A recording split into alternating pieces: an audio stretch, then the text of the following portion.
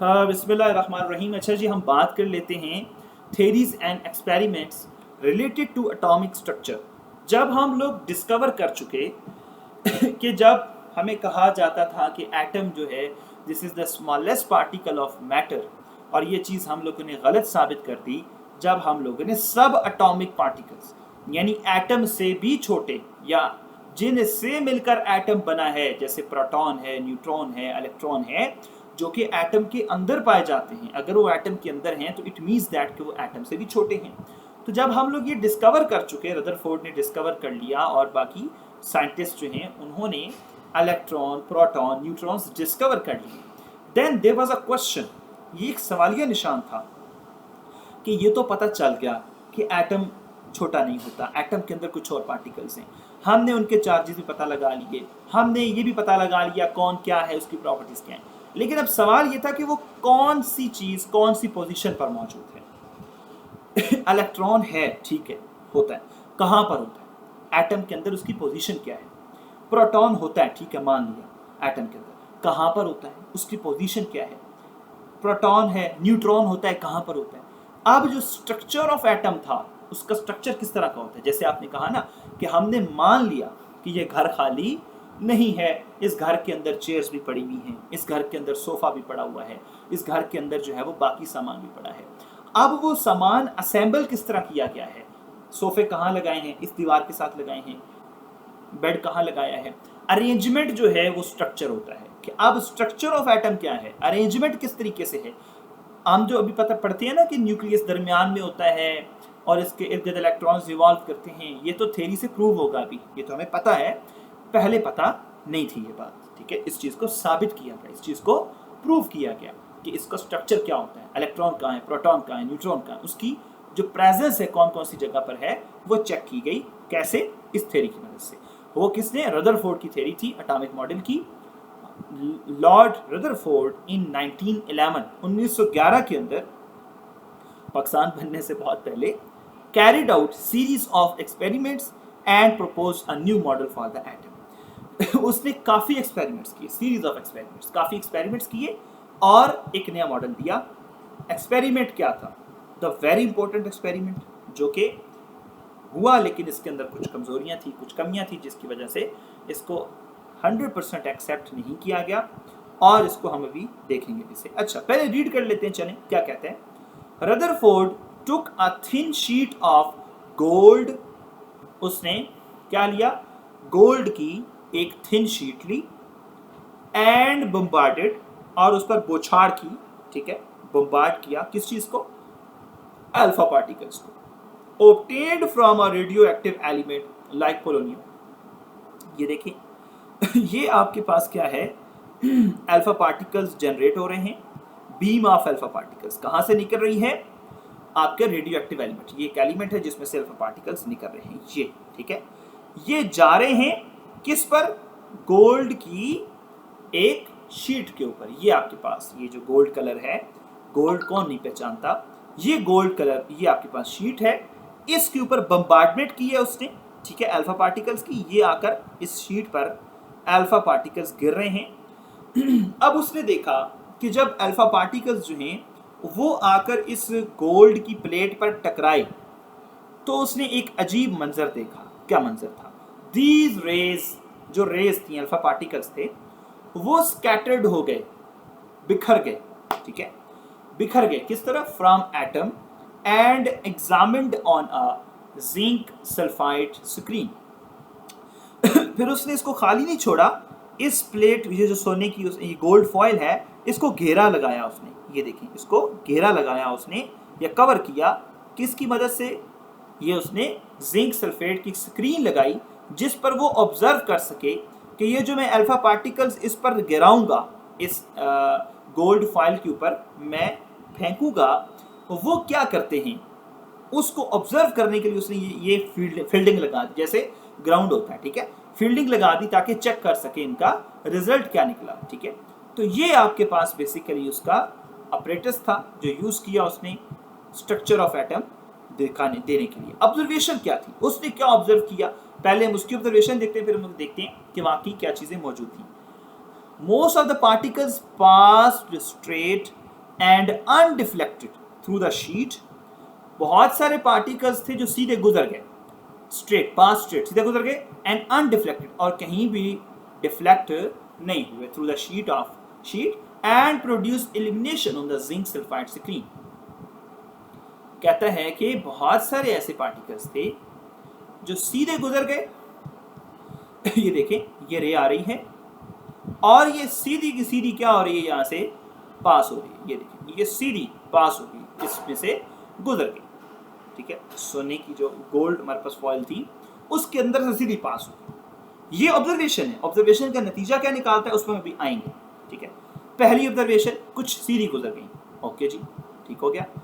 फिर क्या कहते हैं दूसरे नंबर पे, वेरी फ्यू अल्फा पार्टिकल्स बहुत थोड़े अल्फा पार्टिकल, वेरी फ्यू बहुत कम अल्फा पार्टिकल्स ऐसे थे, undergo small and strong deflection, जो कि डिफ्लेक्ट हुए, रास्ते से मुड़ गए, अपना रास्ता थोड़ा सा तब्दील कर लिया, स्मॉल यानी थोड़ा सा, एंड स्ट्रॉन्ग कुछ थोड़े से मुड़े, कुछ ज्यादा मुड़ गए, कुछ सीधे गुजर गए, कुछ मुड़ गए रास्ते से। जो मुड़ गए उनकी बात हो रही है सेकंड के अंदर, ठीक है।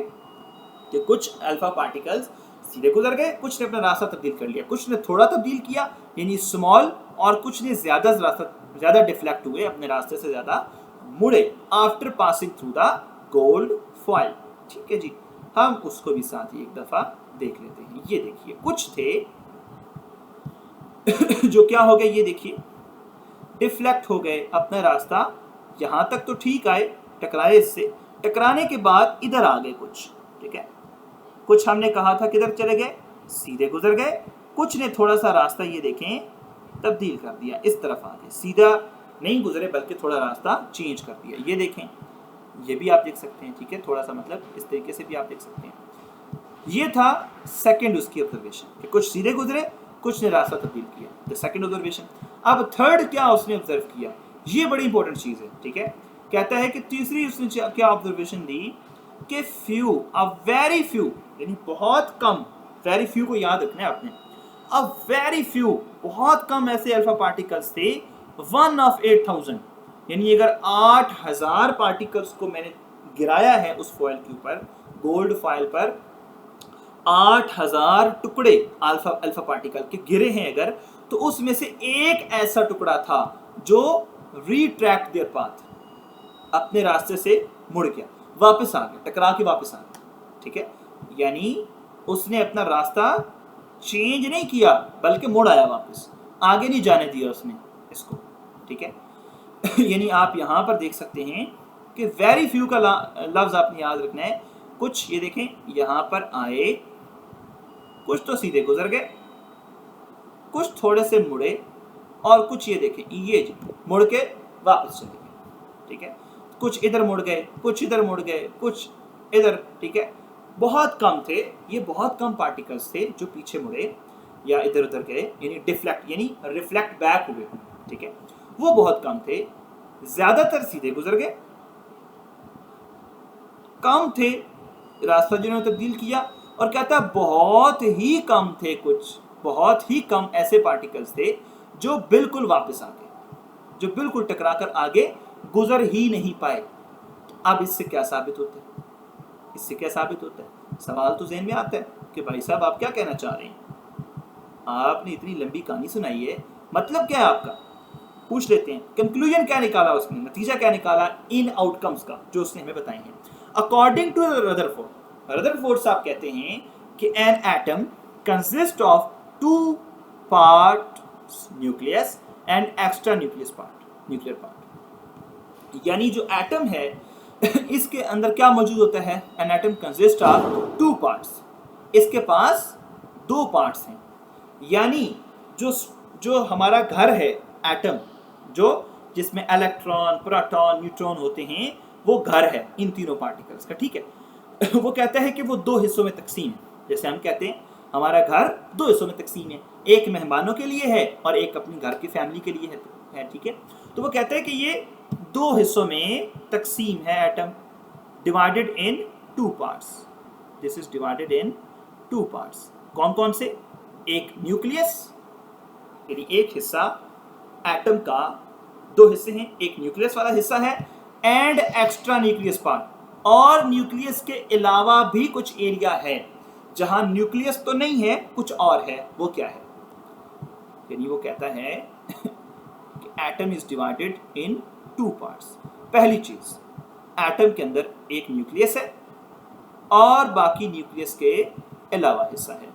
ठीक है, यहां तक वो पहुंच गया है, यहां तक उसने बात बता दी। कहता है न्यूक्लियस वाली बात मुझे समझ आ गई है कि भाई एक चीज ऐसी मौजूद है दरमियान में, this is the one part, ठीक है, न्यूक्लियस, और this is the second part जहां पर न्यूक्लियस नहीं, खाली जगह। ठीक है, majority of the alpha particles pass straight line.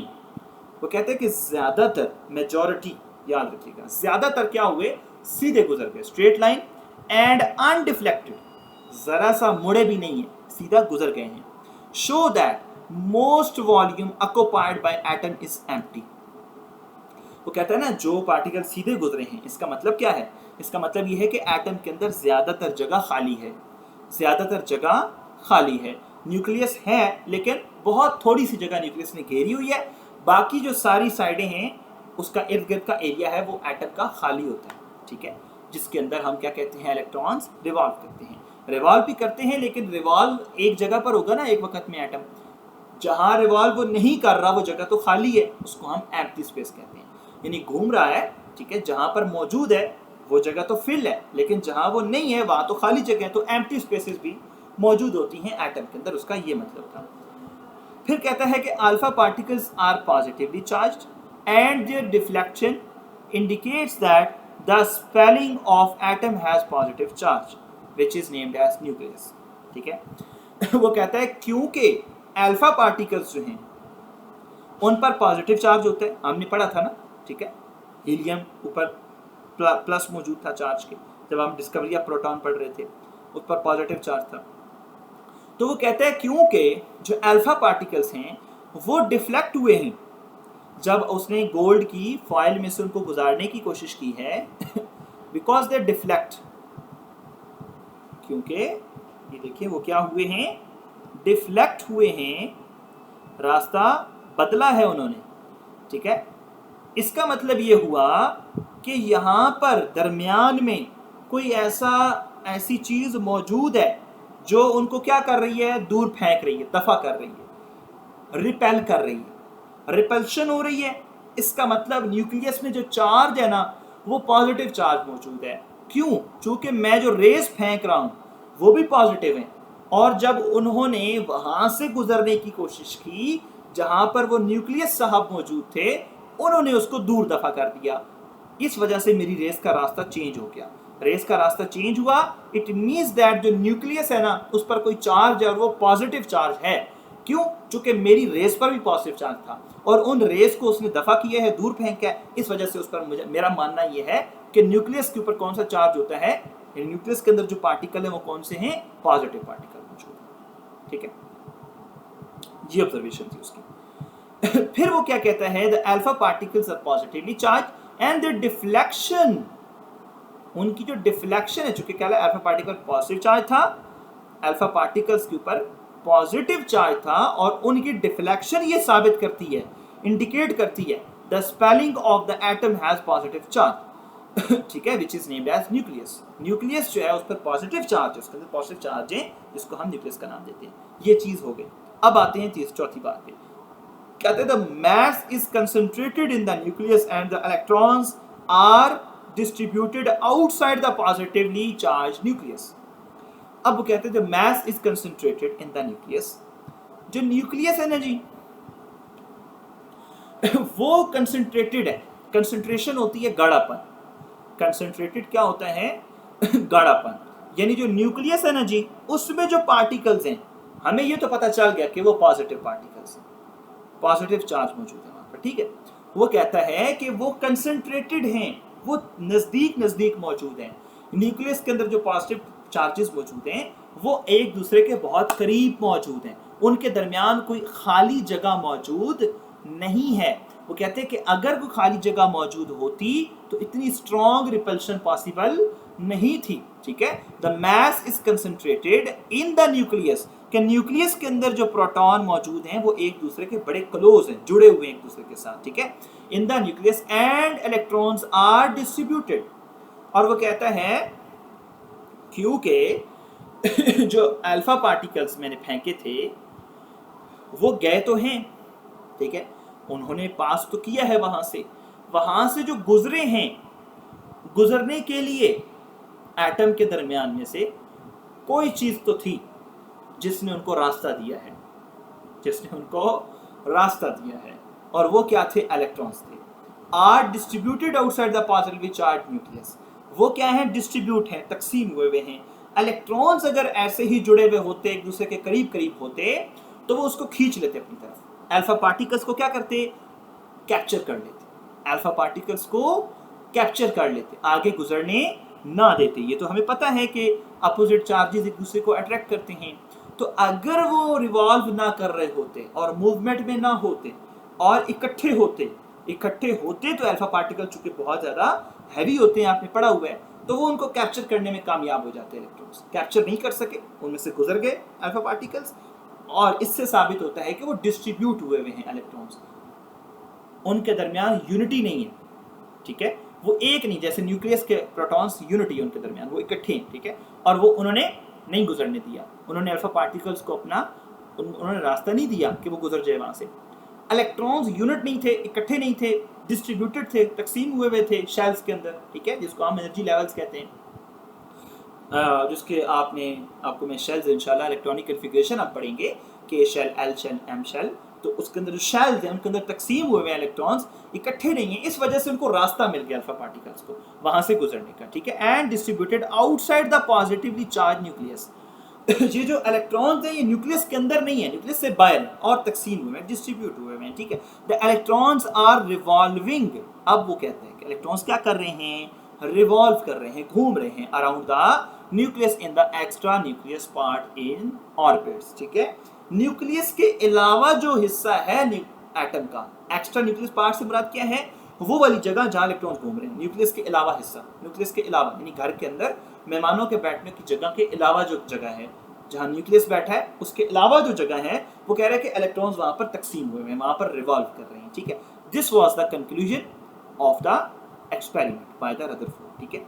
तो अब हम देखते हैं कि यहां से आपको जरा क्लैरिटी आएगी कि वो क्या कहना चाह रहा था। वो कहते हैं कि ये गोल्ड फॉइल थी, ठीक है, इसके अंदर अगर हम एक एटम की बात करते हैं तो दिस वाज न्यूक्लियस। अब न्यूक्लियस से जो गुजरने की कोशिश की उन्होंने, ये देखें बाउंस बैक, ठीक है, जो न्यूक्लियस के सेंटर पर टकराए, न्यूक्लियस के दरमियान में आकर के टकराए पार्टिकल्स, मैं इसका कलर चेंज करता हूं ताकि आपको पता चले मैं कहां लिख रहा हूं। तो ये देखें, जो यहां पर न्यूक्लियस के सेंटर में टकराए थे वो बाउंस बैक हो गए, ठीक है, वापस मुड़ गए। जो थोड़ा सा साइड पर टकराए थे, ये देखें, न्यूक्लियस के किनारे पर टकराए थे, वो रास्ता बदल गए, वो क्या हो गए? रास्ता चेंज कर गए। अब आपसे मैं एक यहाँ पर छोटा सा अगर सवाल पूछूं कि ये जो इलेक्ट्रॉन था ये इसको कैप्चर करने में कामयाब क्यों नहीं हुआ? क्योंकि जो अल्फा पार्टिकल्स होते हैं वो बहुत हैवी होते हैं, उनके ऊपर चार्ज बहुत ज़्यादा होता है और स्पीड बहुत ज़्यादा होती है, तो इस वजह से ये अकेला इलेक्ट्रॉन इस काबिल नहीं है कि उसको कैप्चर कर पाए। लेकिन ये न्यूक्लियस देखें, चूंकि ये इकट्ठे थे सारे, ठीक है, इन्होंने इसको क्या किया? डिफ्लेक्ट किया, दफा किया, और इसका रास्ता मुड़ गया, ठीक है। टकराने के बाद ये तो वापस चला गया, क्योंकि उस पर पॉजिटिव चार्ज था, पॉजिटिव को रिपेल करता है, उसने वापस भेज दिया इसको। लेकिन जो साइड पर टकराया उसको वो वापस बाउंस तो नहीं कर सका न्यूक्लियस, लेकिन उसका रास्ता थोड़ा सा चेंज हुआ। इससे क्या साबित हुआ? इससे ये साबित हुआ कि न्यूक्लियस जो जगह घेर कर बैठा है ना एटम के अंदर, वो बहुत थोड़ी सी है, यानी न्यूक्लियस का साइज बहुत छोटा है। अगर तो यहां से भी पार्टिकल डिफ्लेक्ट होता है, यहां से भी डिफ्लेक्ट होता है, यहां से भी, इसका मतलब होता है कि न्यूक्लियस बहुत बड़ा है, ठीक है। तो न्यूक्लियस बहुत छोटा होने का ये सबूत है कि जो पार्टिकल्स हैं वो यहां से थोड़ा सा रास्ता चेंज हुआ, उतना ही यहाँ से थोड़ा रास्ता चेंज हुआ। इसका मतलब ये कि यहाँ पर न्यूक्लियस का एरिया खत्म हो रहा है, न्यूक्लियस यहाँ तक ही महदूद है, ठीक है। उसके बाद जो ये देखें डिफ्लेक्ट और ये पास अवे, जो सीधे गुजर गए वो न्यूक्लियस से बहुत दूर थे, ठीक है, उसके गिर्द कुछ एम्प्टी स्पेसेस मौजूद हैं। इलेक्ट्रॉन्स रिवॉल्व कर रहे हैं, लेकिन इलेक्ट्रॉन्स चूंकि रिवॉल्व कर रहे हैं वो खाली जगह देते हैं उसको गुजरने के लिए, तो वहाँ से पास हो जाते हैं, ठीक है। This was the theory by the Rutherford, और इसके अंदर कुछ कमजोरियां भी थी, कुछ कोताहियां भी थी, उसको हम इंशाल्लाह देख लेते हैं। रदरफोर्ड पास्टुलेट्स, एक सेकंड ठहरिए, उसके बाद इससे कुछ पास्टुलेट्स दिए, हम उनको देख लेते हैं। An atom consist of positively charge dense and, dense होता है जो ज्यादा एक दूसरे के करीब पार्टिकल्स हो, डेंसिटी ज्यादा हो, डेंस से मुराद होता है, ठीक है, करीब करीब पार्टिकल्स हो। And very small nucleus, dense होता है, करीब करीब होते हैं प्रोटॉन्स, और वेरी स्मॉल साइज छोटा होता है, कंटेनिंग प्रोटॉन्स एंड न्यूट्रॉन्स, उसके अंदर क्या मौजूद हैं, प्रोटॉन्स और न्यूट्रॉन्स मौजूद हैं। न्यूट्रॉन्स का होना बड़ा जरूरी है जी, यहाँ पर न्यूट्रॉन्स के बगैर न्यूक्लियस पूरा नहीं बन सकता, न्यूक्लियस की फॉर्मेशन जो है वो प्रोटॉन्स न्यूट्रॉन्स के बगैर पॉसिबल नहीं होती। The entire mass is concentrated in the nucleus of an atom, वो कह रहा है कि जो पूरा मास है ना एटम का, वो कहाँ कंसंट्रेट कर रहा है, उसका फोकस किस साइड पे, न्यूक्लियस की तरफ जानिब। क्यों? क्योंकि न्यूक्लियस का थोड़ा सा एक वजन होता है, एक मास होता है, चूंकि वो पार्टिकल्स करीब करीब होते हैं, तो वो बेसिकली सारी कंसंट्रेशन को हेल्ड करता है न्यूक्लियस, ठीक है। The nucleus is surrounded by a large empty spaces, वो कह रहे हैं न्यूक्लियस के इर्द गिर्द खाली जगह मौजूद है, which is called extra nucleus part, जिसको एक्स्ट्रा न्यूक्लियस पार्ट कहा जाता है, एक्स्ट्रा न्यूक्लियर पार्ट कहा जाता है। Where probability of finding electron is maximum, जहां पर इलेक्ट्रॉन्स आपको मिल सकते हैं, चूंकि वो घूम रहे हैं इर्द गिर्द, तो आपको ढूंढना तो पड़ेगा, ठीक है, चूंकि वो रिवॉल्व कर रहे हैं, मुसलसल हरकत में हैं, तो वो आपको वहां पर मिलेंगे। The electrons are revolving, electron revolve कर रहे हैं around the nucleus in a circular path, circle के अंदर, ठीक है, विद हाई स्पीड वेलोसिटी, उनकी जो स्पीड है वो बहुत ज्यादा है, जिस स्पीड के साथ वो हरकत कर रिवॉल्व कर रहे हैं, घूम रहे हैं। These circular paths were known as orbits, इनको उसने ऑर्बिट्स का नाम दिया, जिसको शेल्स भी कहते हैं। An atom is electrically neutral because it has equal number of protons and electrons, ठीक है। न्यूट्रलिटी का क्या मकसद होता है? न्यूट्रल होता है कि जितने पॉजिटिव चार्ज है उतने ही नेगेटिव चार्ज हैं, तो न्यूट्रल है।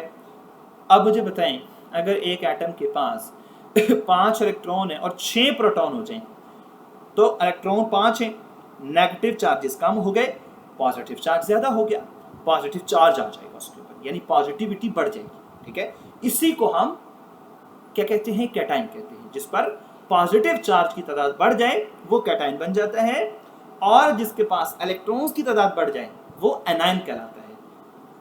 नेगेटिव यानी इलेक्ट्रॉन्स की तादाद कैसे बढ़ेगी? प्रोटॉन 5 है, मिसाल दे रहा हूँ, प्रोटॉन्स की तादाद न्यूक्लियस के अंदर 5 है, और इर्द गिर्द जो इलेक्ट्रॉन घूम रहे हैं वो 6 हो गए हैं। अब नेगेटिव ज्यादा हो गए हैं तो नेगेटिविटी बढ़ गई है, नेगेटिविटी बढ़ गई है तो इन पर नेगेटिव चार्ज आ जाएगा। नेगेटिव चार्ज आने को हम क्या कहते हैं कि ये आयन बन गया है, एटम नहीं रहा, अब क्या बन गया है? आयन बन गया है। नेगेटिव चार्ज है तो एन आयन बन गया है, ठीक है। The size of the nucleus is very small as compare to size of the its original atom. Atom की बनिस्बत, जो एटम होता है ना जी, उसके साइज की बनिस्बत न्यूक्लियस बहुत छोटा होता है, ठीक है। अच्छा जी, तो हम यहाँ पर बात कर रहे हैं कि जो साइज ऑफ न्यूक्लियस है वो बहुत छोटा है, very small as compare to the size of the original atom. Atom का जो मतलब पूरा एटम है उसके अंदर बहुत थोड़ी जगह के ऊपर न्यूक्लियस है, तो न्यूक्लियस का साइज एटम की निस्बत बहुत छोटा होता है। तो ये था जी रदरफोर्ड का एटॉमिक मॉडल, ठीक है। अब इसके अंदर कुछ डिफेक्ट्स मौजूद थे, कुछ कमियां मौजूद थी, कुछ कोताहियां मौजूद थी, जिसकी वजह से इसको कंप्लीटली एक्सेप्ट नहीं किया गया। इसके कुछ चीज़ों को मान लिया गया, लेकिन इसके अंदर मतलब इसका मॉडल ठीक था, लेकिन उस मॉडल के अंदर कुछ कमियां थी, उनको बाद में रेक्टिफाई किया गया, ठीक किया गया। Defects of Rutherford model. Rutherford की मॉडल के अंदर जो उसने एक एक्सपेरिमेंट किया था, या उसके पोस्टुलेट्स के अंदर क्या चीज़ों की कमी क्या थी, क्या चीज़ें थी जो डिफाइन नहीं की गई थी, जिनको बाद में डिस्कवर किया गया, बाद में उन कमियों को पूरा करके complete model of the atomic structure जो है वो पेश किया गया, ठीक है। तो कुछ कोताहियां थी, बाकी उसकी सारी बातें ठीक है, लेकिन उसके अंदर कुछ चीज़ें एक्सप्लेन नहीं की गई, कुछ चीज़ों को वजाहत नहीं किया गया। Rutherford did not explain the stability of an atom, उसने एटम की स्टेबिलिटी के ऊपर कोई बात नहीं की। This was the defect in Rutherford atomic model. The negatively charge electrons revolve around the nucleus. वो कहता है कि रदरफोर्ड के मुताबिक जो इलेक्ट्रॉन्स हैं वो न्यूक्लियस के इर्द गिर्द क्या कर रहे हैं? रिवॉल्व कर रहे हैं इन सर्कुलर पाथ, ये बात ठीक है। एंड एमिट्स एनर्जी कॉन्टिन्यूसली, यहाँ पर गलती कर गया रदरफोर्ड। वो कहते हैं कि वो मुसलसल क्या कर रहे हैं? एनर्जी रिलीज कर रहे हैं, एमिट एनर्जी कॉन्टिन्यूसली। तो ये जो कह रहा है ना stability of an atom, atom फिर कायम किस तरह से है? अगर एटम के जो इलेक्ट्रॉन्स हैं वो मुसलसल एनर्जी छोड़ रहे हैं, एनर्जी रिलीज कर रहे हैं, तो एक टाइम तो आएगा कि जब वो एनर्जी खत्म हो जाएगी। जैसे कुएं में से पानी निकालते रहो, कब तक निकालोगे? एक दिन तो आएगा कि पानी खत्म होगा, कुआं सूख जाएगा। तो बात यह है कि अगर रदरफोर्ड की बात मान ली जाए कि जो इलेक्ट्रॉन्स हैं जो न्यूक्लियस के घूम रहे हैं वो मुसलसल एनर्जी छोड़ रहे हैं, रिलीज कर रहे हैं, तो भाई एटम कोलैप्स क्यों नहीं कर जाता? फिर तो दुनिया तबाह हो जानी चाहिए, क्योंकि सारी दुनिया के जो है वो मैटर से बनी है और मैटर एटम से बनता है, और एटम के अंदर इलेक्ट्रॉन जो हैं वो मुसलसल एनर्जी रिलीज कर रहे हैं, और मुसलसल एनर्जी रिलीज कर रहे हैं तो एक टाइम आएगा कि जब वो एनर्जी खत्म हो जाएगी इलेक्ट्रॉन के पास और इलेक्ट्रॉन कोलैप्स कर जाएगा, गिर जाएगा, खत्म हो जाएगा। ठीक है, तो वो कहते हैं कि स्टेबिलिटी यानी जो उसका बाकी रहना है एटम का, वो एक्सप्लेन नहीं होता इसकी थ्योरी से। रदरफोर्ड की थ्योरी के अंदर ये एक गलती मौजूद थी, ठीक है, कि वो मुसलसल एनर्जी खारिज कर रहे हैं, गलत बात कर रहा था। Due to continuous loss of energy ultimately falls in the nucleus. एक टाइम ऐसा आएगा जब इलेक्ट्रॉन की एनर्जी खत्म हो जाएगी और वो गिर जाएगा न्यूक्लियस के ऊपर, क्योंकि न्यूक्लियस खींच रहा है उसको अपनी तरफ। अब उसने सारी एनर्जी छोड़ दी। अब एनर्जी की वजह से ही आपसे मैं एक चीज पूछूं, अगर क्या चीज थी, वो क्या चीज है जिसकी वजह से इलेक्ट्रॉन जबकि उस पर नेगेटिव चार्ज है, प्रोटॉन जबकि उस पर पॉजिटिव चार्ज है, ये एक दूसरे के साथ कोलैप्स क्यों नहीं कर जाते, यानी एक दूसरे के साथ मिल क्यों नहीं जाते? फिर हमने तो पढ़ा हुआ है कि अपोजिटली चार्ज पार्टिकल्स एक दूसरे को अट्रैक्ट करते हैं। फिर ये क्यों घूम रहा है इलेक्ट्रॉन? फिर इलेक्ट्रॉन किस बुनियाद पर न्यूक्लियस के ऊपर नहीं गिर रहा, किस बुनियाद पर घूम रहा है ऑर्बिट के अंदर? ठीक है, इसकी क्या रीजन है कि इलेक्ट्रॉन के पास एनर्जी मौजूद है। वो एनर्जी उस इलेक्ट्रॉन को क्या कर रही है, उस प्रोटॉन यानी उस पॉजिटिवली चार्ज न्यूक्लियस के ऊपर फॉल करने से रोक रही है। उसके पास ताकत है, जिसके पास ताकत होती है कुछ भी कर सकता है। बेशक उस पर पॉजिटिव नेगेटिव चार्ज है, लेकिन वो पॉजिटिव पर नहीं गिरेगा, क्योंकि उस पर क्या चीज उसके पास मौजूद है? एनर्जी मौजूद है। और अगर रदरफोर्ड की बात मान लीजिए कि वो एनर्जी रिलीज हो रही है, तो एक टाइम आएगा वो एनर्जी खत्म हो जाएगी। एनर्जी खत्म हो जाएगी तो एनर्जी ही तो थी जिस वजह से वो घूम रहा था। एनर्जी खत्म, घूमना खत्म, गिर जाएगा न्यूक्लियस के ऊपर, एटम कोलैप्स, एटम खत्म, दुनिया तबाह। ठीक है, तो इसकी थ्योरी ठीक नहीं थी यहाँ पर। If the revolving electrons continuous emits energy, then there would be a continuous spectrum.